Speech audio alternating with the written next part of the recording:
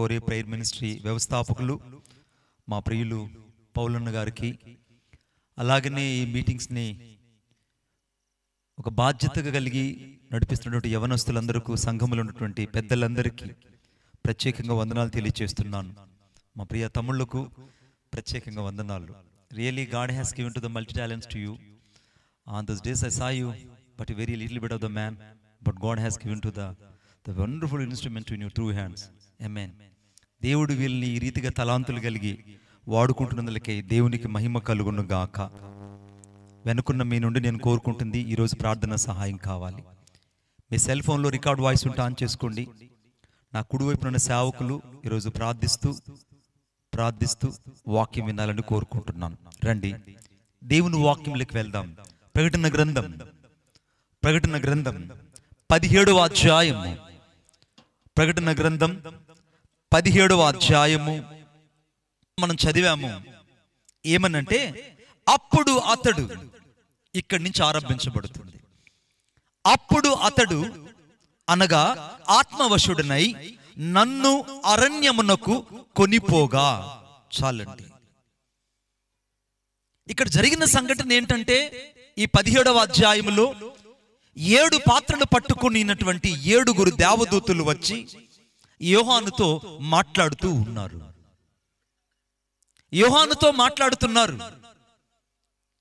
బాగా గమనించండి. దేవుడు మొదట నీతో మాట్లాడుతున్నప్పుడు, దేవుని స్వరము నీకు వినబడుతున్నప్పుడు, దేవుని చిత్తము నీలో జరగాలని నువ్వు ఆశిస్తున్నప్పుడు సంపూర్ణంగా నీవు దైవ స్వరానికి అప్పగించుకుంటావు. ఆమేన్ చెప్పండి గట్టిగా.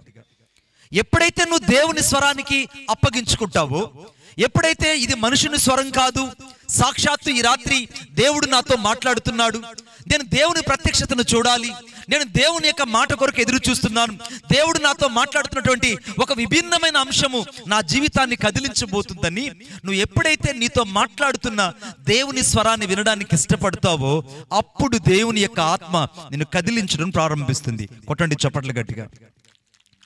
దేవుని ఆత్మ నిన్ను కదిలించాలి. దేవుని ఆత్మ చేత నువ్వు స్పర్శించబడాలి. దేవుని ఆత్మ చేత నీ జీవితము అనగా నింపబడాలి అని అనుకుంటే, మొదట నీతో మాట్లాడుతున్నటువంటి దేవుని స్వరాన్ని మొదట వినడానికి నువ్వు ఇష్టపడాలి. ఇప్పుడు యోహాను ఇక్కడ పద్మాస దీపంలో ఉన్నాడు. పద్మాస దీపంలో నుండి తాను ఆ ప్రత్యక్షతను చూస్తున్నాడు. ఆ ప్రత్యక్షతలో భాగమే ఈ 17వ అధ్యాయం. ఈ అధ్యాయంలో 7 దేవదూతలు 7 ఉగ్రత పాత్రలు పట్టుకొని యోహానుతో మాట్లాడడం ప్రారంభించారు. ఒక మనుషుడితో ఎలాగ మాట్లాడతారో అలాగే దేవదూతలు యోహానుతో మాట్లాడుతున్నారు. దేవుడు అనగా దేవదూతలు ఎప్పుడైతే యోహానుతో మాట్లాడుతున్నారో, ఒక్కసారిగా యోహాను ఆత్మవశుడనై అని రాయబడిందండి. ఆత్మవశుడనై. దేవుడు నీతో మాట్లాడుతున్నప్పుడు 2 రకాల కార్యాలు నీ జీవితంలో జరుగుతాయి. 1, ఆత్మ కదిలింపు నీ జీవితంలో జరుగుతుంది. ఆమేన్. 2, ఆత్మ ఒప్పుదల నీ జీవితంలో జరుగుతుంది. మొదట ఆత్మ కదిలింపు నీ జీవితంలో జరుగుతుంది. 2, ఆత్మ ఒప్పింపు నీ జీవితంలో జరుగుతుంది. ఈ 2 నీలో జరగలేదనంటే నువ్వు ఎక్కడో దేవునికి దూరంగా ఉన్నావని అర్థం. నువ్వు ఎక్కడో దేవునికి చాలా అందనంత దూరంలో ఉన్నావని అర్థం. ఇప్పుడు యోహాను ఎప్పుడైతే ఆ దేవదూతలు వచ్చి మాట్లాడుతున్నారో, తాను ఆత్మవశుడనై అని రాయబడింది. ఇంగ్లీష్ లో రాయబడింది, I was in the spirit of the lord. I was in spirit of the lord. నేను దేవుని ఆత్మవశములోకి వెళ్ళిపోయాను. నేను దేవుని యొక్క ఆత్మవశములోకి వెళ్ళిపోయాను. ఈ రాత్రి పరిశుద్ధాత్మ దేవుడు ఒక ప్రశ్న నిన్ను వేయనిమ్ము. దేవుడు నీతో చాలా సార్లు మాట్లాడాడు. దేవుడు నీతో చాలా సార్లు వాక్యం ద్వారా మాట్లాడాడు, ఉపమానం ద్వారా మాట్లాడాడు, దర్శనాల ద్వారా మాట్లాడాడు, ప్రవచనాల ద్వారా మాట్లాడాడు. ఎప్పుడైనా నువ్వు దేవుని ఆత్మ చేత సంపూర్ణంగా నింపబడి దేవునికి ఆత్మవశుడై అప్పగించుకున్నట్లు నీకు ఎక్కడైనా ఆధారాలు కనబడుతున్నాయా? నువ్వు ఎప్పుడైతే దేవునికి సంపూర్ణంగా దేవుని హస్తంలోకి వెళ్ళడం ఆగిపోతుందో, దేవుని పని నీ జీవితంలో ఆగిపోవడం ప్రారంభిస్తుంది. దేవుని పని నీ జీవితంలో జరగాలంటే ఆత్మవశుడనై, ఏ రీతిగా అయితే యోహాను ఇక్కడ ప్రత్యక్షత కొరకు ఎదురు చూస్తున్నాడు, ఈ రాత్రి నీవు కూడా ఆత్మ ప్రత్యక్షత కొరకై ఎదురు చూచినట్లు పరిశుద్ధాత్మ దేవుడు తన ఆత్మతో నింపబోతున్నాడు ఈ రాత్రి. కొట్టండి చప్పట్లు గట్టిగా, ఇంకా గట్టిగా. ఈ రాత్రి దేవుని ఉద్దేశం ఆత్మవశుడనై. ఈ రాత్రి నువ్వు దేవుని ఆత్మవశంలోకి వెళ్ళాలని దేవుడు కోరుకుంటున్నాడు. ఈ రాత్రి దేవుని యొక్క హస్తాల్లోకి నీ జీవితం వెళ్ళాలని దేవుడు కోరుకుంటున్నాడు. దేవుడు నీతో మాట్లాడుతుండగా, అనగా యోహానుతో దేవదూతలు మాట్లాడుతున్నప్పుడు యోహాను ఏ రీతిగా అయితే ఆత్మవశుడైపోయాడో, ఈ రాత్రి నీవు కూడా పరిశుద్ధాత్మ స్వాధీనంలోకి వెళ్ళున్నట్లుగా పరిశుద్ధాత్మ దేవుడు సంపూర్ణంగా నిన్ను స్వాధీనపరచుకోబోతున్నాడు. ఆమేన్. ఈ వర్తమానం అయిపోయే లోపల నువ్వు సంపూర్ణంగా పరిశుద్ధాత్మ చేతికి స్వాధీనపరచబోతున్నావు. సంపూర్ణంగా పరిశుద్ధాత్మ దేవుని చేతిలోకి నువ్వు వెళ్ళబోతున్నావు. ఇక్కడ రాయబడిన మాట ఏంటంటే ఆత్మవశుడునై. మీకు ఒక మాట నేను చెప్పునా, ఆత్మవశుడై ఉన్నప్పుడు నీ జీవితంలో ఏం జరుగుతుందో ఒకసారి చూద్దాం. దయచేసి నాతో పాటు చూడండి. హెస్కేల్ గ్రంథం దయచేసి నాతో పాటు చూడండి. 11వ అధ్యాయం 24వ వచనం.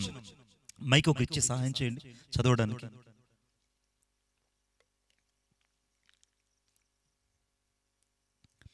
హెస్కేల్ గ్రంథం 11వ అధ్యాయం 24వ వచనం. తరువాత ఆత్మ నన్ను ఎత్తి నేను దైవాత్మ వశుడినై కాగా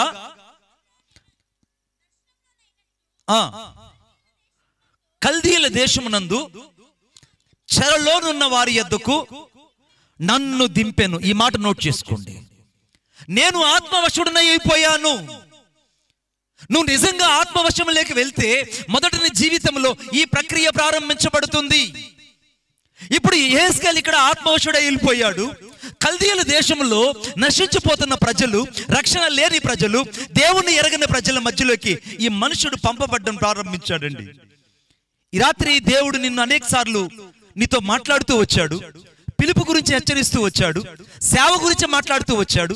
పరిచర్య గురించి మాట్లాడుతూ వచ్చాడు. దేవుడు అనేకసార్లు హెచ్చరించాడు. అయినా నువ్వు దేవుని స్వరానికి లోబడలేదు. కానీ యెహెజ్కేలు ఇక్కడ ఆత్మవశుడై అవగానే, ఆత్మ చేతికి తను తాను అప్పగించుకోగానే సాక్షాత్తు దేవుడే ఆ నశించిపోతున్న వ్యక్తుల యొద్దకు ఈ మనుషుల్ని, అనగా ఈ దైవజనుని పంపించినట్టు చూస్తున్నాం. అంటే ఆత్మవశంలోకి వెళ్ళిన ప్రతి దైవజనుడు నశించిపోతున్న వ్యక్తుల దగ్గరికి వెళ్ళి తాను వారి మధ్యలో దేవుని కొరకు ఒక సాక్షిగా బ్రతికినట్టు వాక్యం చెప్పబడింది. మళ్ళీ ఒకసారి చదువుదాం ఆ మాట ఒకసారి. 11:24. తరువాత ఆత్మ నన్ను ఎత్తి, ఈ మాటే కావాలి నాకు, దైవాత్మ వశుడినై నేనున్నప్పుడు చెరలోనున్న మనుషుల యొద్దకు నేను వెళ్ళాను. నీ చుట్టూ అనేక మంది చెరలో ఉన్నారు. నీ చుట్టుపక్కల ఉన్న వాళ్ళందరూ నాశనం అనే చెరలోకి వెళ్ళిపోతున్నారు. పాపం అనే చెర మధ్యలో బంధించబడ్డారు. శాతాన్ అనే చెర మధ్యలో ప్రజలు నశించిపోతున్నారు.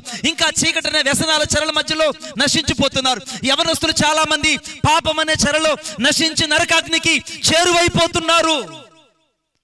కానీ వాక్యం తెలిసిన నీవు మాత్రం ఆత్మతో నింపబడడం లేదు. ప్రత్యక్షతలకి నీవు మాత్రం ఆత్మవశంలోకి వెళ్ళడం లేదు. దేవుని కొరకు బ్రతకవలసిన నీవు ఆత్మవశంలోకి వెళ్ళడం లేదు. దేవుని కొరకు జీవించిన నీవు ఇంకా పట్టినట్టు ఉన్నావు. నీవు పట్టినట్టు ఉన్నావు కనుకనే నీ పిలుపు నువ్వు అర్థం చేసుకోకపోగా దేవుని పనిని నిరర్ధకం చేస్తున్నావు. దేవుని పని నీ వల్ల నిరర్ధకం అయిపోతుంది. The work God has stopped through you. దేవుని పని ఆగిపోయింది శాతానుడు వల్ల. దేవుని పని ఆగేది దైవ చిత్తం లేని మనుషుల వల్ల. దేవుని పని ఆగిపోయేది శరీరానుసారుల వల్ల. దేవుని పని ఆగిపోయేది దేవుని స్వరం వినవారి వల్ల. దేవుని పని ఆగిపోయేది శరీర స్వభావమైన పాపేచ్చల మీద ఇంకా సావని వారి వల్ల. ఈ రాత్రి నీ బాహ్య జీవితం ఎలా ఉందో, నీ అంతర్జీవితం ఎలా ఉందో ఒకసారి పరిశీలించుకొని చూడు. యెహెజ్కేలు ఆత్మవశంలోకి వెళ్ళగానే నశించిపోతున్న చెరలోకి వెళ్ళి తాను దేవుని గురించి ప్రకటించడం ప్రారంభించాడు. నిజంగా నువ్వు ఆత్మవశంలోకి వెళ్ళింది వాస్తవం అయితే నువ్వెందుకు నశించి నరకానికి వెళ్తున్నటువంటి చెరలో ఉన్న మనుషుల దగ్గరికి వెళ్ళలేకపోతున్నావు? అంటే నీకు దేవుని ఆత్మవశం అంటే నీకు అర్థం కావట్లేదు. మీకు ఒక ఆశ్చర్యమైన మాట చెప్తాను. ఇక్కడ యెహెజ్కేలు ఇక్కడ సరిగ్గా బానిసల మధ్యలో ఉన్నాడు. యెహెజ్కేలు ఇక్కడ కల్దీయుల ఊరు మధ్యలో ఉన్నాడు. యెహెజ్కేలు అక్కడ పట్టబడిన వ్యక్తిగా ఉన్నాడు. యెహెజ్కేలు అక్కడ తాను గుర్తింపు లేని వ్యక్తిగా ఉన్నాడు. యెహెజ్కేలు అక్కడ ఒక నిజమైనటువంటి దైవ ప్రవక్తని గుర్తించలేని మనుషుల మధ్యలో తాను పరిచర్య చేస్తున్నాడు. ఈ రాత్రి చాలా సార్లు నేను ఎవరు గుర్తించకపోవచ్చు. Somebody cannot be understanding to your the spirit of the anointing. కొంతమంది నీ యొక్క బాహ్య సంబంధమైనటువంటి జీవితాన్ని బట్టి నీకు లెక్కలు వేస్తారేమో, కానీ ఈ రాత్రి పరిశుద్ధాత్మ దేవుడు నీ అంతరంగాన్ని బట్టి నీకు లెక్క కట్టబోతున్నాడు. కొట్టండి చప్పట్లు గట్టిగా. నీ అంతరంగాన్ని బట్టి ఆయనను దర్శించబోతున్నాడు. నీ అంతరంగాన్ని బట్టి పరిశుద్ధాత్మ శక్తి నీ మీదకు కమ్ముకు రాబోతుంది. అయితే ఇక్కడ రాయబడిన మాట ఏంటంటే, హెజ్కేలు నశించిపోతున్న చెర యొద్దకు వెళ్ళి తాను దేవుని గురించి ప్రకటించి వారిని అనగా చెరలో నుంచి బయటకు తీసుకురావాలని ఈ మనుషుడు దేవుని ఆత్మ చేత నింపబడ్డాడు. తాను నింపబడ్డాడు కనుకనే ఆ చెరలో ఉన్న మనుషుల యొద్దకు వెళ్ళి సువార్త ప్రకటించడం ప్రారంభించాడు. ఈ రాత్రి నిజంగా నువ్వు దేవుని వశంలోకి వెళ్ళింది వాస్తవం అయితే ఎందుకు చెరలో ఉన్న మనుషుల దగ్గరికి వెళ్ళలేకపోతున్నావు? ఎందుకు చెరలో ఉన్న మనుషులు విడిపించాలని ఆశించట్లేదు? చెర అనగా నాశనానికి జోగుతున్న మనుషులని అర్థము. చెర అనగా పట్టబడిన మనుషులని అర్థము. చెర అనగా బంధించబడిన మనుషులని అర్థము. చెర అనగా విడిపింపబడలేని స్థితిలో ఉన్నవారని అర్థము. కానీ వీరిని ఎవరు విడిపించగలరంటే కేవలము దేవుని ఆత్మవశములో ఉన్న మనుషులు మాత్రమే చెరలో ఉన్న మనుషుల్ని ఎత్తగలరు. కొట్టండి చప్పట్లు గట్టిగా. చెరలో ఉన్న మనుషుల దగ్గరికి వెళ్ళగలరు. నువ్వు వెళ్ళని ప్రదేశానికి దేవుడిని పంపిస్తున్నాడంటే, నువ్వు వెళ్ళకూడని ప్రదేశానికి దేవుడిని పంపిస్తున్నాడంటే, వెళ్ళని ప్రదేశానికి మళ్ళా దేవుడు పంపిస్తున్నాడంటే నీ బలాన్ని బట్టి, భక్తిని బట్టి, ఖ్యాతిని బట్టి, ఘనతని బట్టి కాదయ్యా. నీ ద్వారా అక్కడ దేవుని పని ఆగిపోతుందని, నీ ద్వారా దేవుని స్వార్థ అందట్లేదని, నీ ద్వారా దేవుని చిత్తం జరగట్లేదని, నీ ద్వారా దేవుని యొక్క ఆత్మ ప్రవాహం అక్కడ అడ్డుకట్టగా మారిందని. అందుకే దేవుడు ఈ రాత్రి నిన్ను బ్రతిమిలాడి చెప్తున్నాడు, బిడ్డా నువ్వు ఆత్మవశం లేకురా. నువ్వు ఎప్పుడైతే ఆత్మ సంపూర్ణతలోకి వస్తావో అప్పుడు దేవుని యొక్క ప్రత్యక్షత ఎలాగుంటుందో నువ్వు చూస్తావు. ఇప్పుడు హెజ్కేలు ఎప్పుడైతే ఆత్మవశంలోకి వెళ్ళాడో ఆ చెరలో ఉన్న మనుషుల దగ్గరికి వెళ్ళి ప్రకటించడం ప్రారంభించాడు. రెండవదిగా చూద్దాం, దయచేసి నాతో పాటు చూడండి. ప్రకటన గ్రంథం 1వ అధ్యాయం. ప్రకటన గ్రంథం 1వ అధ్యాయం 1వ అధ్యాయం నేను చదువుతున్నాను, గమనించండి. అనగా 10వ వచనం, ప్రభువు దినమందు ఆత్మవశుడునై ఉండగా భూర ధ్వని వంటి గొప్ప స్వరము అని రాయబడిందండి. ప్రభువు దినమందు ఆత్మవశుడునై ఉన్నాడు. ఇప్పుడు యోహాను ఇక్కడ బంధించబడి ఉన్నాడు. తాను అప్పటికే చెరలో అనగా తాను బంధించబడి రోమా ప్రభుత్వానికి దూరముగా విసిరివేయబడి శిక్షను అనుభవించే కాలంలో ఉన్నాడు. కొద్ది రోజుల క్రితం తాను మరుగుచున్న నూనెలో వేసినప్పుడు ఆ మరుగుచున్న నూనె సైతం అతనికి ఏ హాని చేయకపోగా తాను సురక్షితంగా బయటకు వచ్చి ఆ మనుషుల మధ్యలో తాను నిలబడి మళ్ళా పరిచర్య చేయడం ప్రారంభించాడు. ఇక రోమా ప్రభుత్వం వాళ్ళు, అక్కడున్నటువంటి యాజకులు, శాస్త్రులు వీళ్ళందరూ ఏమనుకున్నారంటే ఈ మనుషుడికి మరణం లేదు కాబట్టి పద్మాసు దీపంలోకి తీసుకెళ్లి ఈ మనుషుని పడవేద్దామని అనుకున్నారు. గమనించండి, దేవుడు చాలాసార్లు నీ జీవితంలో పని చేయాలనుకున్నప్పుడు నువ్వు ఉన్న చోటే పని చేస్తాడని ఎప్పుడు నువ్వు అనుకోకు. కొన్ని సందర్భాల్లో దేవుడు నిన్ను అనుకూలమైన పరిస్థితులు నడిపిస్తాడు, కొన్ని సందర్భాల్లో అనుకూలం లేని పరిస్థితుల మధ్యలో నడిపిస్తాడు. కొన్నేమో కరుకు మార్గాలకు నడిపిస్తాడు, మరికొన్ని సందర్భాలు ఇరుకు మార్గాలు నడిపిస్తాడు, మరికొంతసేపు విశాలతర మార్గం నడిపిస్తాడు, మరికొంతసేపు చీకటి మార్గం నడిపిస్తాడు. దీని అంతటి కారణం ఏంటంటే ఆయన మార్గాన్ని నువ్వు స్పష్టంగా తెలుసుకున్నట్లు నీ సొంత మార్గాన్ని విడిచిపెడతావని. కొట్టండి చప్పట్లు గట్టిగా. దేవుని మార్గం నువ్వు తెలుసుకోవాలంటే నీ సొంత మార్గాన్ని విడిచిపెట్టాలి. ఇప్పుడు యోహాను ఇక్కడ పద్మాసు దీపానికి పంపబడ్డాడు, తాను కూడా అక్కడ బందీగా పంపబడ్డాడు. ఇప్పుడు పద్మాసు దీపంలో యోహాన్ని పలకరించే వాళ్ళు ఎవరు లేరు, యోహానుతో మాట్లాడే వాళ్ళు ఎవరు లేరు, యోహాను భక్తుడిని పలకరించి ఆదరించే వాళ్ళు ఎవరు లేరు. చాలాసార్లు నిన్ను ఆదరించే వాళ్ళు లేనప్పుడు నువ్వు కృంగిపోతుంటావు. అయ్యో నన్ను ఎవరు ఆదరించట్లేదండి, నన్ను ఎవరు పలకరించట్లేదండి, నేను చేసే పరిచయం ఎవరు గుర్తించట్లేదండి, నేను చేసే పరిచయం ఎవరు అర్థం చేసుకోవట్లేదండి, నేను చేసే పరిచర్య గురించి ఎవరు 10 మంది మాట్లాడలేదండి. No, you don't care about the people, but look at the only Jesus. He has stand before us. నువ్వు ఎప్పుడైతే మనుషుల గురించి కాక నిన్ను గురించి మాట్లాడుతున్నా దేవుని కొరకు ఎప్పుడైతే నిలబడతావో అప్పుడు దేవుని కార్యాలు నీ జీవితంలో జరగడం ప్రారంభిస్తాయి. ఆమేన్ చెప్పండి గట్టిగా, ఇంకా గట్టిగా చెప్పండి. ఇప్పుడు కావాల్సిన నీకు మనుషుల ఘనత కావాలా, దేవుని ఘనత కావాలా? ఇప్పుడు యోహానికి ఇక్కడ మనుషుల ఘనత అక్కర్లేదు. యోహానికి ఇప్పుడు దేవుడు కావాలని కోరుకుంటున్నాడు.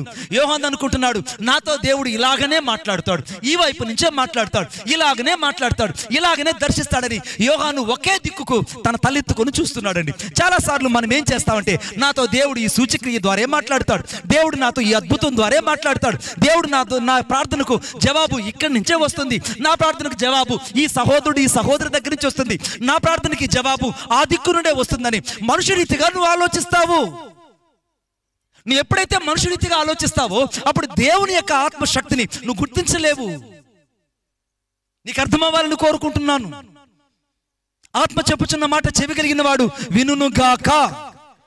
చాలాసార్లు దేవుని యొక్క సహాయము నాకు ఈ దిక్కు నుంచే వస్తుంది, నా ప్రార్థనకు ఎక్కడి నుంచే వస్తుంది, నాకు ఈ వ్యక్తి నుంచే సహాయం వస్తుంది, నాకు ఆ వ్యక్తి నుంచే సహాయం వస్తుంది అనుకొని ఎప్పుడైతే నువ్వు మానవ తలంపుల మీద ఆధారపడతావో దేవుని తలంపులు నీ జీవితంలో పనిచేయడం ఆగిపోతాయి. దేవుని ప్రవాహం ఎప్పుడైతే నీ జీవితంలో పనిచేయాలనుకుంటావో అప్పుడు దేవుని స్వరాన్ని నిదానించి వినడం ప్రారంభిస్తావు. కొట్టండి చప్పట్లు గట్టిగా. దేవుని స్వరాన్ని నిదానించి వినడం ప్రారంభిస్తావు. ఇప్పుడు యోహాన్ అక్కడ ఆ పద్మాస దీపంలో ఈ వైపు నుంచే దేవుడు నాతో మాట్లాడతాడని ఈ వైపునే చూస్తున్నాడు, ఈ వైపునే చూస్తున్నాడు. ఉన్నట్టుగుండి వాక్యంలో ఏం రాయబడిందంటే, ప్రభు స్వరము అతని వెనుక నుండి మాట్లాడడం ప్రారంభించింది. ఆమెను చెప్పండి గట్టిగా. ఇంకొకసారి చెప్పండి. మనుషుడేమో ఈ వైపు చూస్తున్నాడు, భక్తుడు నాకు ఇక్కడి నుంచే దేవుడు మాట్లాడతాడు, నాకు సహాయం ఇక్కడి నుంచే, నాకు అన్ని విషయాల్లో హెల్ప్ ఇక్కడి నుంచే, నాకు అంత ఆదరణ ఇక్కడి నుంచే, నాకు అన్ని ఇతనే అనుకుంటున్నాడు. No, the God has stand before thy house. దేవుడు చాలా సార్లు నీ వెనక నుంచి నీతో మాట్లాడుతున్న విషయం నీకు అర్థం అవ్వాలి. ఇప్పుడు భక్తుడు అనుకుంటున్నాడు నాతో దేవుడు మాట్లాడతాడు ఈ వైపు నుంచి అనుకుంటే, దేవుడు ఎక్కడి నుంచి మాట్లాడుతాడు ఒకసారి చూడండి. అనగా యోహాను రాసినటువంటి అనగా ప్రకటన గ్రంథం 1వ అధ్యాయం మధ్య భాగంలో అనగా 9 మధ్య భాగంలో అనగా 11 మధ్య భాగంలో, ఈ సంఘములకు పంపమని చెప్పుట నా వెనుక వింటిని, ఇది వినగా నాతో మాట్లాడుతున్న స్వరమేమిటోనని చూడ తిరిగి తిని. బాగా గమనించాలి, నాతో మాట్లాడుతున్న స్వరమేమిటోనని చూడ తిరిగారు అంటే the turn about the Jesus Christ. అంటే నువ్వు తిరగాలి, నీ సొంత ఉద్దేశాల వైపు నుంచి నువ్వు తిరిగి దేవుని వైపు రావాలి, నీ సొంత ఆలోచనలు తిరిగి దేవుని వైపు రావాలి, నీ సొంత చిత్తాన్ని వదిలిపెట్టి దేవుని చిత్తంలోకి రావాలి, నీ సొంత పద్ధతులు మానేసి దేవుని పద్ధతులకి రావాలి, నీ సొంత ఆలోచనలు మానేసి దైవ ఆలోచనలోకి రావాలంటే just you have to turn to the Jesus Christ. నువ్వు ఈ దిక్కు నుంచి చూస్తే దేవుడితో మాట్లాడయ్యా, నువ్వు మొదట దేవుడి వైపుకు నువ్వు చూడాలి. దేవుడు మాట్లాడే స్వరాన్ని నువ్వు ఎప్పుడైతే గుర్తిస్తావో దేవుని స్వరముతో పాటు దేవుని యొక్క చిత్తము నీ జీవితంలో అనుకూలపరచడం ప్రారంభించబడుతుంది. ఆమేన్. ఎప్పుడైతే వెనక్కి తిరిగాడో ఆత్మ వచ్చి ఈ మనుషుని కమ్ముకునిందండి. కొట్టండి చప్పట్లు గట్టిగా, ఇంకా గట్టిగా. బాగా గమనించండి. ప్రకటన గ్రంథం 1వ అధ్యాయము 10వ వచనం మధ్య భాగంలో, ప్రభు దినమందు ఆత్మవశుడునై ఉండగా. ఇప్పుడు ఆత్మవశంలోకి వెళ్ళిపోయాడు యోహాను. హెస్కేలు ఆత్మవశంలోకి వెళ్ళాడు. నశించిన ప్రజల ఎద్దుకు, చెరలో ఉన్న ప్రజల ఎద్దుకు సువార్త చెప్పడానికి పంపబడ్డాడు. ఇప్పుడు యోహాను ఇక్కడ ఆత్మవశుడై వెళ్ళిపోయాడు. దేవుని స్వరాన్ని విన్నాడు. వెనక తిరుగుతున్నటువంటి దేవుని స్వరాన్ని నిదానించి చూడడం ప్రారంభించాడు, వినడం ప్రారంభించాడు. అంటే ఆత్మవశంలోకి వెళ్ళిన మనుషులు దేవుని వైపు చూస్తారు, దేవుని స్వరం కొరకు ఎదురు చూస్తారు, దేవుని చిత్తం కొరకు ఎదురు చూస్తారు, దేవుని వాక్యం కొరకు తృష్ణ కలిగి బ్రతుకుతారు. They have to zeal for emphasis. The word of the God is stand for us. దేవుని కొరకు నీ జీవితాన్ని ఎప్పుడైతే అప్పగించుకుంటావో దేవుని జీవితంలో చేసే కార్యాలు విభిన్నంగా ఉంటాయి. ఇప్పుడు యోహాను ఎప్పుడైతే ఆత్మవశుడై ఉన్నాడో దేవుడు మాట్లాడడమే కాదు, దేవుని స్వరూపాన్ని అతడు చూచినట్టుగా అక్కడ రాయబడింది. ఆమేన్. ఇప్పుడు యేసుక్రీస్తు ప్రభుని నిదానించి చూడడం ప్రారంభించాడు. యేసుక్రీస్తు ప్రభు యొక్క స్వరము విస్తారమైనటువంటి జల ప్రవాహాలైనటువంటి ధ్వని వంటిదని విన్నాడు. ఆయన మాట్లాడుతుంటే ఉరుము వలె ఉన్నదని తను విన్నాడు. 7 సంఘాల గురించిన ప్రత్యక్షత ఈ మనుషునికి ఎప్పుడైతే ఆత్మవశములోకి వెళ్ళాడో అప్పుడు ఈ మనుషునికి కలిగింది. ప్రకటన గ్రంథం రాయడం ఇంత మర్మమైన గ్రంథాన్ని ఈ మనుషుడి చేతికి అప్పగించడానికి ఒకే కారణం ఏంటంటే తాను ఆత్మవశములోకి వెళ్ళినట్టుగా రాయబడింది. ఆమేన్. నీ జీవితంలో దేవుడు ఎప్పుడైనా ఒక లోతైన కార్యాలు చేయాలంటే, ఒక లోతైన విషయంలోకి నడిపించాలంటే, ఒక లోతైన ఆత్మీయ పద్ధతులకి నడిపించాలంటే మొదట నువ్వు తిరగాలి, యేసుని స్వరాన్ని నిదానించి చూడాలి, అంతకంటే ఎక్కువగా ఆత్మవశములోకి వెళ్ళాలి. నువ్వు ఆత్మవశంలోకి వెళ్ళినప్పుడే దేవుడు నీకు ఒక ప్రత్యక్షత ఇస్తాడు. ఆత్మవశంలోకి వెళ్ళినప్పుడే నీకు మర్మమైన సంగతులు బోధించడం ప్రారంభిస్తాడు. ఆత్మ సంగతులు చెప్పుచున్న మాట చెవిగలిగిన నీకు మాత్రమే అర్థం అవడం ప్రారంభిస్తుంది. కొట్టండి చప్పట్లు గట్టిగా. చాలా మందికి చెవులు ఉంటాయి, కానీ ఆత్మ చెప్పే మాట వాళ్ళకి అర్థం కాదు. ఈ రాత్రి చాలా మందికి ఇక్కడ చెవులు ఉన్నాయి, కానీ ఆత్మ చెప్పుచున్న మాట ఎవరికి అర్థమవుతుందంటే ఆత్మ వశములోకి వెళ్ళిన వారికి మాత్రమే అర్థం అవుతుంది. మూడో విషయం చూద్దాం, దయచేసి నాతో పాటు చూడండి. మొదటిదేమో హెజ్కేలు ఆత్మవశములోకి వెళ్ళినప్పుడు చెరలో ఉన్న మనుషుల దగ్గరికి వెళ్ళి సువార్త చేశాడు. యోహాను ఆత్మవశములోకి వెళ్ళినప్పుడు ప్రత్యక్షంగా 7 సంఘాల గురించి మర్మాన్ని, ప్రకటన గ్రంథం మర్మాలన్నీ తాను పరలోకంలో చూడగలిగాడు. మూడోదిగా చూద్దాం, ప్రాముఖ్యమైనదిగా నాతో పాటు చూడండి. ప్రకటన గ్రంథం 21వ అధ్యాయం 9వ వచనం.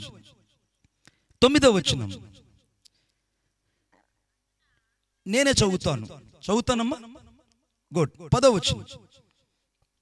ఆత్మవశుడనై ఉన్న ఇటు రమ్ము, పెళ్లి కుమార్తెను అనగా గొర్రె పిల్ల భార్యను నీకు చూపెదనని నాతో చెప్పి ఆత్మవశుడనై ఉన్న నన్ను ఎత్తైన గొప్ప పర్వతం మీదకు కొనిపోయెను.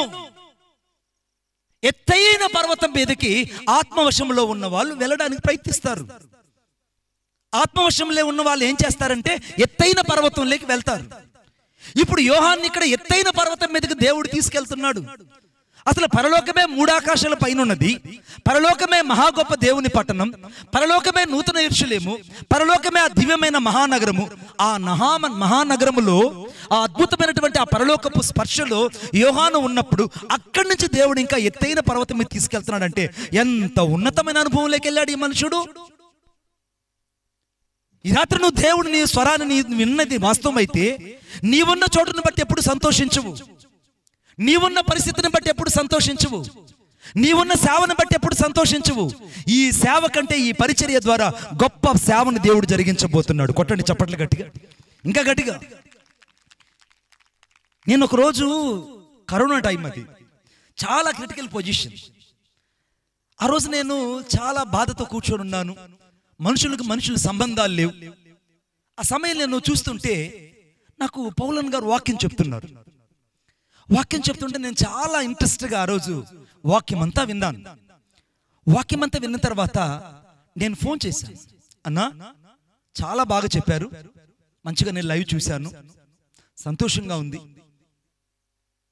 అక్కడ ఎలా ఉన్నాయి పరిస్థితులు అంటే తను అన్నారు, అయ్యా దేవుడు నా జీవితంలో చేసిన మేలేంటంటే మీరు చెప్తున్న పరిస్థితులు ఏవి ఇక్కడ నాకు లేకపోగా ఉన్న వాటిలో దేవుని యొక్క సమృద్ధి నా జీవితంలో నేను చూడడం ప్రారంభిస్తున్నాను అన్నాడు. కొట్టండి చప్పట్లు గట్టిగా. నాకు అనిపించింది అప్పుడు, అరే చుట్టుపక్కలంతా శవాలు లేసిపోతున్నాయి, మనుషులకు సంబంధాలు లేవు, మనుషులకు సత్సంబంధాలు లేవు, కానీ ఈ మనుషుల్లో వైరాగ్యం ఏంటని నేను అలాగ నిదానం చూస్తే ఆ మనుషుడు చెప్తున్నాడు ఆ రోజు, ఆ వాక్యం నాకు చాలా బాగా గుర్తుంది. ఏంటంటే నువ్వు దేవుని కొరకు ఎప్పుడైతే ప్రయాసపడతావో, దేవుని కొరకు ఎప్పుడైతే ఒక అడుగేస్తావో, దేవుని కొరకు ఎప్పుడైతే నువ్వు నిలబడతావో అప్పుడు దేవుడు నీ ముందు నిలబడతాడని చెప్తున్నాడు. అన్నకి ఈ మాట గుర్తుందో లేదో కానీ నాకు చాలా బాగా గుర్తుంది. సెకండ్ వే టైంలో నేను విన్నాను ఆ మాట. ఎప్పుడైతే దేవుని కోసం ఒక అడుగు నువ్వు ముందుకేస్తావో, ఎప్పుడైతే నువ్వు దేవుని కోసం నిలబడతావో, ఎప్పుడైతే దేవుని కోసం నువ్వు కార్యం చేయడానికి ఇష్టపడతావో అప్పుడు దేవుడు నీ ముందు నిలబడతాడని. నిజంగా దేవుడు ఇక్కడ నిలబడ్డమే కాదు, నేను ఆరంభంలో వచ్చినప్పుడు అక్కడ ఉన్నది మందిరం, చాలా చిన్న మందిరం, ఎంత ఇరుకైనటువంటి పరిస్థితి అంటే అంత ఇరుకైన పరిస్థితి. ఆ రోజు అపోస్తలుల కార్యం 4వ అధ్యాయము అనగా దేవుని యొక్క శూరకార్యాల గురించి ఆ రోజు సేవకులందరం కలిసి అక్కడ ధ్యానం చేశాం. అప్పుడు ఈ మందిరానికి పునాదులు లేవు, జస్ట్ అలాగా డిగింగ్ చేసి వదిలిపెట్టున్నారు. ఇక్కడ అందరూ మోకరించి ప్రార్థన చేశారు, ప్రార్థన అయిపోయింది. కానీ దేవుని కృప మాత్రం ఆ దైవజనుడి మీద ఉన్నందువల్ల ఆయన పని, ఆయన స్వరము ఆ మనుషుడు ఎరిగాడు కనుక దేవుని పని ఆగకుండా జరుగుతుంది. కొట్టండి చప్పట్లు గట్టిగా, ఇంకా గట్టిగా. ఫండ్స్ లేవు, సంస్థలు లేవు, పోనీ ఇక్కడ శాలరీ ఇచ్చేటువంటి దశం భాగం ఇచ్చే దొంగలు ఎవరు ఉన్నారంటే ఉన్న దొంగలు కూడా ఇవ్వడం లేదు.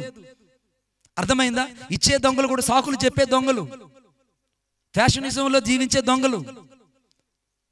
ఇంతమంది మనుషుల మధ్యలో ఆ మనుషుడు దేవుని హస్తాన్ని చూస్తూ దేవుని మీద ఆధారపడుతూ పరిచర్య చేస్తున్నాడు. అంటే దానికి కారణం ఏంటంటే ఆ మనుషుడు దేవుని ఆత్మవశములోకి వెళ్ళుట ద్వారా దేవుడు అతన్ని పట్టి నడిపిస్తున్నాడు. ఒప్పుకున్న వాళ్ళు చప్పట్లు కొట్టండి గట్టిగా, ఇంకా గట్టిగా. దేవుని ఆత్మ చేత, దేవుని వశము చేత నువ్వు ఎప్పుడైతే వెళ్తావో అప్పుడు దేవుడిని ఎత్తైన స్థలం లేక తీసుకెళ్తాడు. దేవుడిని ఎత్తైన స్థలం లేక తీసుకెళ్లాలంటే మొదట నువ్వు దేవుని స్వరం వింటే కదా.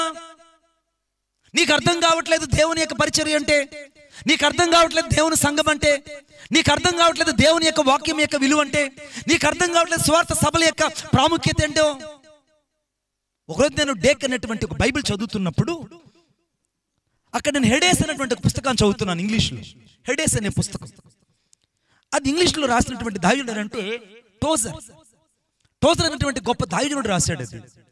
ఆ హెడేస్ అనేటువంటి పుస్తకం నేను చదువుతుంటే ఆ యొక్క పుస్తకంలో దావీదుడు చెప్తాడు, నరకములో ఉన్న ఆత్మలు ఒక్కసారిగా కేకలేస్తారంట సువార్త సభలు జరిగే దగ్గర. ఏమని కేకలేస్తారంటే, అయ్యా యేసుని గురించి కాస్త గొప్పగా చెప్పండి, అయ్యా యేసుని గురించి కాస్త ఎక్కువగా చెప్పండి, యేసు రక్తం గురించి మాట్లాడండి, పాప క్షమాపణ గురించి మాట్లాడండి, సంఘము శుద్ధీకరించబడి దేవుని రాకడ కొరకు ఎదురు చూసినట్లు సంఘాన్ని సిద్ధపరచండి, మనుషులు క్రీస్తు రక్తం కిందకు వచ్చినట్లు ప్రతి ఒక్కరు చెరలోకి వెళ్లకుండా, నరకానికి వెళ్లకుండా, పాపపు సంఖ్యల చేత బంధించబడిన వారికి కాస్త రోషముగా వాక్యం చెప్పి క్రీస్తు కొరకు వారిని సంపాదించండి అని నరకములో ఉన్న వ్యక్తులు కేకలేయడం ప్రారంభిస్తారట. కొట్టండి చప్పట్లు గట్టిగా, ఇంకా గట్టిగా. ఈ రాత్రి నరకంలో ఉన్న వాళ్ళు కేకలేస్తున్నారు, అయ్యా అయ్యా ఇర్లపాటులో ఉన్న వాళ్ళు కాస్త ఆలోచించండి, యేసును రక్షకుడుగా అంగీకరించండి, మేము చచ్చాము, యేసు ప్రభు లేకుండా నరకములో ఉన్నాము, ఇక్కడ అగ్ని ఆరలేదు, పురుగు చావలేదు, ఏడ్పు రోదనతో మేము బాధపడుతున్నాం. అయ్యా మీరైనా ఈ రాత్రి సువార్త వినండి, ఇక్కడికి రాకండి అయ్యా, ఇది బాధకరమైన ప్రదేశం, వేదనకరమైన ప్రదేశం అని నరకంలో ఉన్న వాళ్ళు కేకలు పెడుతున్నారయ్యా, సువార్త సభలలో యేసును గురించి చెప్పండి అని. ఓరబి మినిస్ట్రీని గొప్ప చేసుకోవడానికి కాదు ఈ సభలు పెట్టింది, లేకుంటే ఖ్యాతిని ఘనతను విస్తరింప చేయాలని కాదు ఈ సభలు పెట్టింది.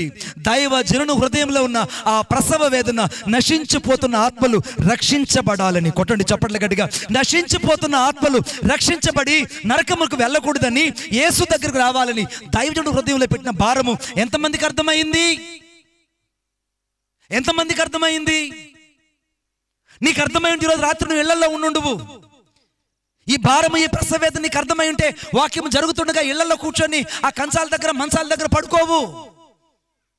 యేసుక్రీస్తు ప్రభు యొక్క ప్రత్యక్షత ఎవరికి అర్థమవుతుందంటే, ఆత్మ వశములో ఉన్న యోహాను ఇప్పుడు ఎత్తైన స్థలములోకి ఎక్కబడ్డం ప్రారంభించాడండి. నేను 3 విషయాలు చెప్పాను. ఒకటి, ఆత్మవశములో ఉన్నటువంటి హెస్కేలు చెరలోకి వెళ్ళాడు, నశించిపోతున్న వ్యక్తులకు యేసును గురించి ప్రకటించాడు. 2, ఆత్మవశమైన యోహాను ప్రకటన గ్రంథంలో ప్రత్యక్షతను చూచాడు, 7 సంఘాల యొక్క మర్మాలను ప్రజలకు అందించాడు. మూడవదిగా యోహాను ఆత్మవశుడై ఉన్నాడు, పరలోకములో ఎత్తైన స్థలం మీదకి వెళ్ళి అక్కడ దేవుని పట్టణాన్ని, దేవుని యొక్క సంఘాన్ని తాను చూస్తున్నాడు. భర్త కొలకు అలంకరించినటువంటి ఆ సంఘాన్ని కళ్ళారా యోహాను చూస్తున్నాడు. నీ సంఘము నీకు ప్రత్యక్షంగా కనబడాలంటే మొదట నువ్వు ఆత్మవశుడై ఉన్నప్పుడు నీ జీవితంలో అద్భుతం జరుగుతుంది. ఆమేన్. ఒకరోజు ఒక సంఘటన జరిగింది. ఏం జరిగిందనంటే, ఒక 2 వ్యక్తులు నా దగ్గరకు వచ్చి, మణిబాబన్న మా పాస్టర్ గారు చాలా మంచోడు, చాలా మంచోడు, చాలా మంచోడు అని చాలాసేపు చెప్పారు. అన్నీ నేను విన్నాను. ఇప్పుడు ఏమైంది, బాగానే ఉన్నాడు కదా అన్నయ్య అని అంటే, కానీ అప్పుడులాగా ఇప్పుడు లేళ్లే అన్నయ్య అని అన్నాడు. అప్పుడులాగా ఇప్పుడు లేళ్లే. నాకు అనిపించింది, అప్పుడు అడిగాను, తమ్ముడు అప్పుడులాగా ఇప్పుడు లేడు అంటున్నావే, నువ్వు అప్పుడులాగా ఇప్పుడు ఉంటున్నావా? నీ సంఘంలో నువ్వు నిజంగా నీ సేవకునికి నమ్మకంగా ఉంటున్నావా?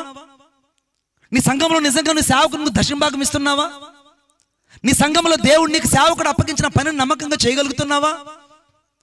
నీ సేవకుని మీద అభిషేకాన్ని ఎప్పుడైతే నువ్వు గుర్తిస్తావో అప్పుడు నీకు సంఘం యొక్క విలువ అర్థమవుతుంది. కొట్టండి చప్పట్లు గట్టిగా. మొదట నీకు సేవకుడు అర్థం అవ్వాలి.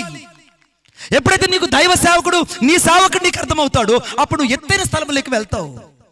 నువ్వు ఎందుకు ఇంకా కింద స్థలాల్లో, ఇంకా ఎందుకు నువ్వు దిగజారిన స్థితిలో ఉన్నావనంటే, నీ సేవకుని మీద ఉన్న అభిషేకము. ఏం ప్రాబ్లం?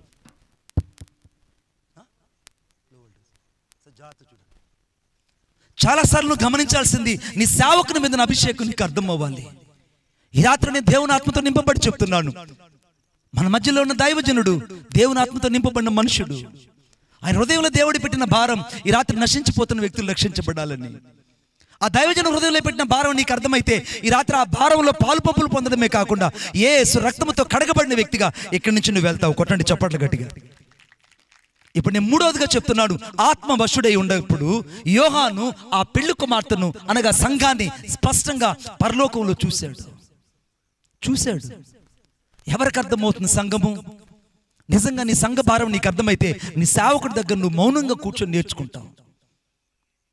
అక్కడికి వెళ్తా ఇక్కడికి వెళ్తాను పరుగులు తీయవు. కొంతమంది జంపింగ్లు చేస్తుంటారు, సర్కస్లో జంపింగ్లు చేసినట్టు జంపింగ్లు చేస్తుంటారు. నీ జంపింగ్లన్నీ మానేసేయి. నువ్వు ఎన్నెన్ని జంపింగ్లు చేయాలో చేసావు. ఫీట్లు పడినందు మాత్రం నీకు పాటలు తప్పవు. నేను మరలా చెప్తున్నాను, ఫీట్లు చేస్తున్న నీకు పాటలు మాత్రం తప్పవు. నీకు పాటలు తప్పకూడదనంటే నువ్వు ఉన్న సంఘములో నువ్వు దేవుని కొరకు ఒక సాక్షిగా బతుకయ్యా. నీ సేవకుడిని అర్థం చేసుకో. నీ సేవకుడు కన్నీటిలో పాలు పంపులు పొందు. నీ సేవకుడి దగ్గర నీ నమ్మకమైన సాక్ష్యాన్ని కట్టుకో. నీ సంఘంలో దేవుడి చేత నువ్వు అభిషేకించబడిన వ్యక్తిగా, నీ సేవకుడి చేతిలో నువ్వు ఒదిగిన వ్యక్తిగా నువ్వు ఎప్పుడైతే ఉంటావో నువ్వు ఎత్తైన స్థలంలోకి ఎక్కబడ్డమే కాదు, ఎత్తైన పర్వతాల మీద నా ప్రభువుని ఉంచడం ప్రారంభిస్తాడు. కొట్టండి చప్పట్లు గట్టిగా, ఇంకా గట్టిగా. ఈ రాత్రి నువ్వు అట్టి మనుషుడుగా ఉండాలని దేవుడు కోరుకుంటున్నాడు. ఇప్పుడు మరలా నేను చెప్తున్నాను, మొదటగా యోహాను హెస్కేలు ఆత్మవశుడై ఉన్నప్పుడు చెరలో ఉన్న మనుషుల దగ్గరికి వెళ్ళి దేవుని గురించి ప్రకటించడం ప్రారంభించాడు. 2 ఆత్మవశుడైన యోహాను ఉన్నప్పుడు అనగా 7 సంఘాల యొక్క ప్రత్యక్షత తాను చూడడం ప్రారంభించాడు. 3వదిగా యోహాను ఆత్మవశుడై ఉన్నప్పుడు దేవుని యొక్క సంఘాన్ని కళ్ళారా చూడడం ప్రారంభించాడు. 4వది చూద్దాం దయచేసి నాతో పాటు చూడండి. అపోస్తుల కార్యం 8వ అధ్యాయం 39వ వచనం. 8వ అధ్యాయం 39వ వచనం. వారు నీళ్ళలో నుండి వెడలి వచ్చినప్పుడు, ఈ మాట గమనించండి, ప్రభువు ఆత్మ పిలుపును కొనిపోయిను. తెలుగులో అయితే ప్రభువు ఆత్మ పిలుపును కొనిపోయిందని రాయబడింది. ఇంగ్లీష్లో రాయబడింది, డేక్ అనే బైబిల్ ఏమి రాయబడింది అంటే, the spirit of the Lord is covered into the Philip. పిలుపును పరిశుద్ధాత్మ దేవుడు కమ్ముకున్నప్పుడు పిలుపు అమాంతంగా అక్కడి నుంచి ఎత్తబడి అజోతులో కనబడినట్లుగా దేవుని ఆత్మ అతన్ని తీసుకువెళ్ళింది. ఆమేన్. చాలా మందికి అర్థం కాని విషయం ఏంటంటే, యేసు ప్రభువుని వదిలిపెట్టి రకరకాల వాటి గురించి మాట్లాడడం ప్రారంభిస్తారు. అరే దేవుడిని ఎందుకు పిలిచాడు అది చెప్పరు. దేవుడిని జీవితంలో ఏం చేయాలనుకుంటున్నారు అది చెప్పరు. దేవుడు ఎటువంటి వాడై ఉన్నాడు అర్థం కాదు. కానీ వారు సొంత మాటలు, సొంత పద్ధతులు, సొంత సిద్ధాంతాలు మాట్లాడడం ప్రారంభిస్తారు. ఈ రాత్రి పరిశుద్ధాత్మ దేవుడు ఒక మాట చెప్తున్నాడు నీతో. ఎప్పుడైతే నీవు నీ సొంత మాటలు, సొంత సిద్ధాంతాలు, సొంత రాద్ధాంతాలు ఎప్పుడైతే నువ్వు ఆపుతావో అప్పుడు దేవుని యొక్క పని నీ జీవితంలో ఘనంగా జరగడం ప్రారంభిస్తుంది. ఆమేన్ చెప్పండి గట్టిగా. దేవుని పని నీ జీవితంలో జరగాలంటే మొదట నువ్వు మరుగైపోవాలి. ఇప్పుడు పిలుపు అనగా ఆ యొక్క మైదానం నడుచుకొని వెళ్తున్నాడు. ఉన్నట్టుగుండి దేవుని ఆత్మ పిలుపు దగ్గరకు వచ్చింది. పిలుపు, ఆ రథంలో వెళ్తున్న మనుషుని కలుసుకో అని చెప్పి, దాదాపు ఆ రథం 50 కిలోమీటర్ స్పీడ్లో వెళ్తుంది. బాగా వినాలి అందరూ, 50 కిలోమీటర్ స్పీడ్లో వెళ్తుంది. ఒకవేళ మనుషుడు పరిగెడితే 20 కిలోమీటర్ స్పీడ్ కంటే ఎక్కువ పరిగెత్తలేడు. కానీ 50 కిలోమీటర్లు ప్రయాణం చేసినటువంటి ఆ యొక్క స్పీడ్ని ఈ యొక్క పిలుపు ఆ రథాన్ని కలుసుకున్నట్టుగా దేవుని వాక్యం చెప్తుంది. ఆమేన్. దేవుడు చెప్పిన పని ఎంత కష్టమైనా నువ్వు ఎప్పుడైతే కష్టానికి లోబడి దేవుని చిత్తానికి లోబడి దేవుని పనిని చేయడం ప్రారంభిస్తావో దేవుడిని అంతగా అభిషేకించి నడిపించడం ప్రారంభిస్తాడు. ఆమేన్. కొంతమంది దేవునికి సంపూర్తిగా అప్పగించుకోరు, దేవుని మాటకు లోబడరు. పిలుపు రథము ఎక్కాడు, ఇద్దరు కలిసి వెళ్తున్నారు. ఆ కందాకే రాణి కింద పనిచేస్తుంటే ఆ మంత్రిని అడిగాడు, అయ్యా నువ్వు చదువుతుంది ఏంటంటే యెషయా గ్రంథం 53 చదువుతున్నాను. అయ్యా నీకు తెలుసా అంటే నాకు తెలియదు, ఏం చేయాలి అని అంటే నాకు చెప్పేవాళ్ళు ఎవరు లేకపోతే నాకు ఎలా అర్థమవుతుంది అన్నాడు. వెంటనే పిలుపు ఏమన్నాడు ఒకసారి చూడండి నాతో పాటు. అపోస్తుల కార్యం, మీరందరూ బైబిల్ తీయాలని కోరుకుంటున్నాను. పిలుపు అనగా అపోస్తుల కార్యం 8వ అధ్యాయం 35వ వచనం. అందుకు పిలుపు నోరు తెరిచి ఆ లేఖనమును అనుసరించి అతనికి యేసును గూర్చిన సువార్తను ప్రకటించాడు. ఆ లేఖనమును అనుసరించాడు. He wasn't following to the word of God. ఆత్మవశము చేత నింపబడిన వ్యక్తులు దేవుని వాక్యాన్ని అనుసరిస్తారు. ఆత్మచేత నింపబడిన వ్యక్తులు దేవుని లేఖనాన్ని అనుసరిస్తారు. ఆత్మచేత నింపబడిన వ్యక్తులు యేసుని గురించి మాట్లాడడం ప్రారంభిస్తారు. ఆత్మచేత నింపబడిన వ్యక్తులు, ఆత్మవశములోకి వెళ్ళిన వ్యక్తులు యేసుని గురించి ప్రకటించడం ప్రారంభిస్తారు. ఇప్పుడు ఫిలిప్పు తన సాక్ష్యం గురించి చెప్పడానికి అక్కడ నిలబడలేదు. ఫిలిప్పు తన సొంత మాటల గురించి చెప్పడానికి ఇష్టపడలేదు. ఫిలిప్పుకు తను 4 కుమార్తెలు ఇచ్చారు. 4 కుమార్తెలకు ఇప్పుడు పెళ్లిళ్ళ వయసు వచ్చింది. వాళ్ళకి పెళ్లిళ్ళు చేయాలి, కాస్త ఏదైనా ధనం సహాయం చెయ్యి, బ్లాంక్ చెక్ రాసేయమని బ్లాంక్ చెక్ కోసం ఎదురు చూడడం లేదు. నిన్నే బ్లాంక్ చెక్ కోసం ఎదురు చూడడం లేదు ఈ మనుషుడు. యేసును గూర్చి లేఖనములను అనుసరించి మాట్లాడడం ప్రారంభించాడు. ఆత్మవశంలో ఉన్న మనుషులకు దేవుడిచ్చే సూచన అంటే తెలుసా? లేఖనమును అనుసరించి మాట్లాడతారు. ఆ లేఖనము కూడా యేసును గురించే మాట్లాడుతుంది. ఈరోజు నువ్వు ఏది ఎక్కువగా మాట్లాడుతున్నావు? యేసును గురించి మాట్లాడుతున్నావా, లేకుంటే నిన్ను గురించి నువ్వు మాట్లాడుతున్నావా? నీ గురించి నువ్వు ఎప్పుడైతే మాట్లాడతావో సంఘములో ఉనికి తగ్గిపోతుంది. నీ గురించి నువ్వు ఎప్పుడైతే మాట్లాడతావో నీ సాక్ష్యంలో విలువ తగ్గిపోతుంది. నీ గురించి ఎప్పుడైతే నువ్వు మాట్లాడతావో ప్రజలకు భయం కోల్పోతుంది. ఎప్పుడైతే యేసును గురించి ఈ లేఖనం అనుసరించి మాట్లాడడం ప్రారంభిస్తావో యేసును గురించి ప్రజలకు అర్థమవడం ప్రారంభిస్తుంది. కొట్టండి చప్పట్లు గట్టిగా. లేఖనం అనుసరించి ఫిలిప్పు మాట్లాడాడు. లేఖనం అనుసరించి ఫిలిప్పు యేసును గురించి మాట్లాడాడు, రక్షణ గురించి బోధించాడు, సువార్తను అందించాడు. వెళ్తూ ఉన్నారు. మార్గం మధ్యలో అదిగో నీళ్లున్నాయి, నీకేంటి అభ్యంతరం అని అంటే వెంటనే కిందకి దిగాడు, బాప్తిసం ఇచ్చాడు. బాప్తిసం ఇచ్చిన తర్వాత ఏం జరుగుతుంది అక్కడ అని అంటే ఆ యొక్క మినిస్టర్ అడుగుంటాడు, ఏమని? ఫిలిప్పు గారు మీరు ఎక్కండి, నేను తీసుకెళ్ళి మీరు ఎక్కడ దిగాలి అక్కడ వదిలిపెడతారని ఉంటాడు. చెప్పండి అనుంటారా? ఖచ్చితంగా అనుంటారు. కానీ మనుషుడు ఆ రథం ఎక్కడానికి ఇష్టపడలేదండి. దేవుడిని ఎంతవరకు వాడుకుంటాడు అంతవరకే నువ్వు ఉండాలి. దానికి మించి నువ్వు ఎక్సెస్ చేసావనుకో ఆయన నీకు రిబ్బన్ కట్ చేసినట్టు చేస్తాడు. నేను అనుభవంతో చెప్తున్నాను. దేవుడికి ఏది అనుమతిస్తాడో దాన్ని చేయాలి. సంఘంలో నిన్ను దేవుడు ఎంతవరకు ఉంచుతాడో అంతవరకు నీ స్థానాన్ని, నీ సాక్ష్యాన్ని కాపాడుకోవాలి.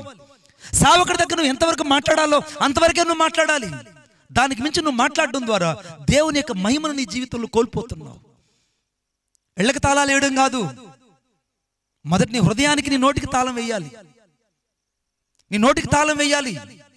ఇక జరిగిన అద్భుతం ఏంటంటే ఆత్మ వచ్చి అనగా ఆ మాట చదవండి దయచేసి 39వ వచనం. వాళ్ళిద్దరూ నీళ్ళలో దిగిరి, అంతటా ఫిలిప్పు అతనికి బాప్తిసం ఇచ్చెను. వారు నీళ్ళ నుండి వెడలి వచ్చినప్పుడు ప్రభువు ఆత్మ ఫిలిప్పును కొనిపోయెను. ప్రభువు ఆత్మ ఫిలిప్పును కొనిపోయింది.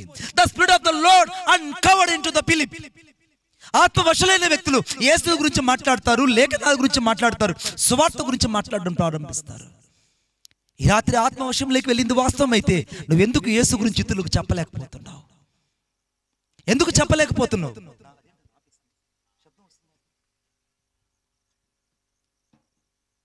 చాలాసార్లు నీకు అర్థం కాని విషయం అదే. ఒకసారి భక్సింగ్ గారు ప్రార్థన చేసుకుంటున్నారట. బాగా వినాలి. ప్రార్థన చేసుకుంటుంటే వెంటనే పరిశుద్ధాత్మ చెప్పాడట, ఇక్కడ నేను ఒక సిక్కు మతస్థుని చూపిస్తాను, అతని దగ్గరికి వెళ్ళి సువార్త చెప్పమని చెప్పాడు.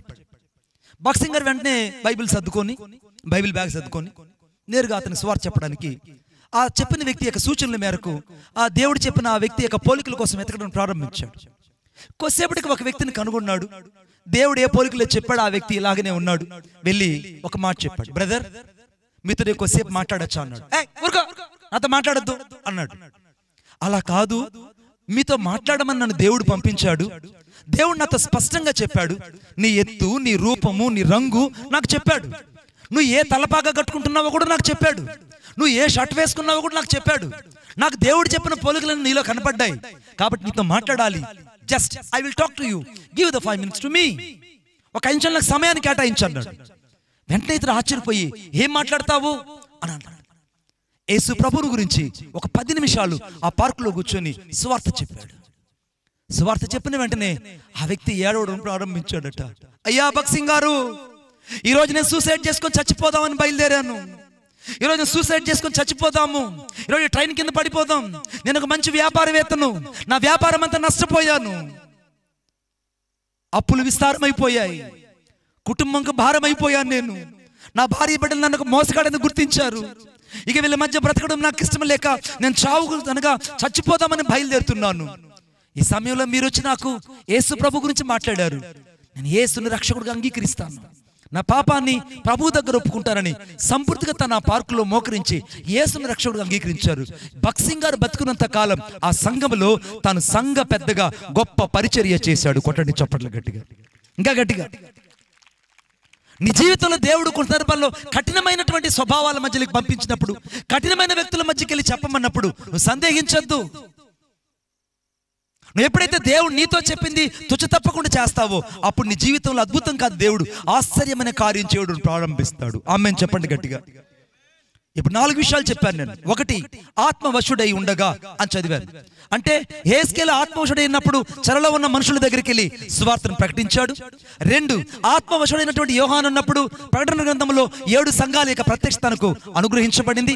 3, ఆత్మవశంలోకి వెళ్ళినప్పుడు యోహాను అక్కడ ప్రత్యక్షంగా ఆ పరలోకంలో ఉన్నటువంటి దేవుని యొక్క సంఘాన్ని, భూలోకంలో ఉన్న సంఘాన్ని, పరలోకంలో దిగొస్తున్న సంఘాన్ని చూచాడు. అంతకంటే ఎక్కువగా ఆత్మవశంలోకి పిలుపు ఆ కందాకే రాణి కింద పనిచేస్తున్న వ్యక్తికి యేసుని గురించి సువార్త చెప్పి ఆత్మచేత కొనుపోయి అజోతులు తిరిగి కనపడ్డాడు. ఆమేన్. మీకు ఇప్పుడు ఒక అద్భుతమైన మాట చెప్తాను. పిలుపు ఆత్మచేత కొనుపోబడిన స్థలానికి అజోతికి దాదాపు 75 కిలోమీటర్లు. 75 కిలోమీటర్లు ఒక్క సెకండ్ లో పరిశుద్ధాత్ముడు అలాగా లేపి అక్కడ కూర్చోబెట్టాడు. ఆమేన్. దేవుడికి అద్భుతాలు చేయడం చాలా చిన్నది నీ జీవితంలో, కానీ నువ్వు ఆత్మవశంలోకి వెళ్ళాలి. ఎప్పుడైతే నువ్వు ఆత్మవశంలోకి వెళ్తావో దేవుడు నీ ఉన్న స్థలంలో ఎంత దూరమైనా ఒక్క సెకండ్ లో పరిశుద్ధాత్మ దేవుడిని చేర్చగలడు. ఆమేన్. నీ స్థితి రాత్రి ఎంత చిన్నదైనా, ఒకవేళ నీ స్థితి చాలా కొద్దిగా ఉన్నా, ఈ రాత్రి ఈ వాక్యము తరువాత నువ్వు మహాభివృద్ధిలోకి వెళ్ళుదువుగాక. ఎంత గట్టిగా చెప్తారు చూడు. ఇప్పుడు నువ్వు మహాభివృద్ధిలోకి వెళ్తావు. ఇప్పుడు చదవండి ఆ మాట. ప్రకటన గ్రంథం 17వ అధ్యాయం. ప్రకటన గ్రంథం 17వ అధ్యాయం 3వ వచనం. అప్పుడు ఆత్మవశుడనైన నన్ను ఇచ్చాను. ఇదే కదా చదివించాను మీ దగ్గర. మొదటిదేమో ఆత్మవశుడైన మనుషుల గురించి నేను చూశాను. ఇప్పుడు 2, అరణ్యములోనికి కొనిపోగా అని రాయబడిందండి. షయాన్ రావాలి. అరణ్యములోకి కొనిపోగా అని రాయబడింది. అసలు దేవునికి ఏం పని అరణ్యంలోకి తీసుకెళ్ళడం? ఏమండి, చాలాసార్లు దేవుడు కొన్ని కఠినమైన పరిస్థితులు మన జీవితంలో అనుమతిస్తుంటాడు. కొన్ని కఠినమైన పరిస్థితులు అవి ఎందుకు అనుమతిస్తాడో ఒకసారి లేఖనాలను చూద్దాం దయచేసి. ప్రకటన గ్రంథం 17వ అధ్యాయం. ప్రకటన గ్రంథం 17వ అధ్యాయం 3వ వచనం. అప్పుడు ఆత్మవశుడైన నన్ను అరణ్యమునకు కొనిపోగా అని రాయబడింది. అరణ్యములోకి ఇప్పుడు యోహాను కొనిపోయాడు. అంటే అరణ్యములోకి వెళ్ళాలి. అంటే ఆత్మవశుడైన మనుషుడు, ఆత్మవశుడైన దైవజనుడు ఉన్న చోట ఉండడానికి కాదు, దేవుని ఆత్మ వచ్చింది. నువ్వు అరణ్యం లాంటి అనుభవంలోకి వెళ్ళాలి. అది కష్టమైన, సుఖమైన, నష్టమైన, కన్నీరైన, వేదనైన, అది శ్రమైన, ఉపద్రవమైన, చివరి వరకు అవమానమైన, నిందైనా, నువ్వు అరణ్యం లాంటి శ్రమల గుండా నువ్వు ఎప్పుడైతే వెళ్తావో అప్పుడు నీకు దేవుని యొక్క శక్తి, దేవుని యొక్క ప్రభావము నీకు అర్థమవుతుంది. నువ్వు అరణ్యములోకి వెళ్ళాలి.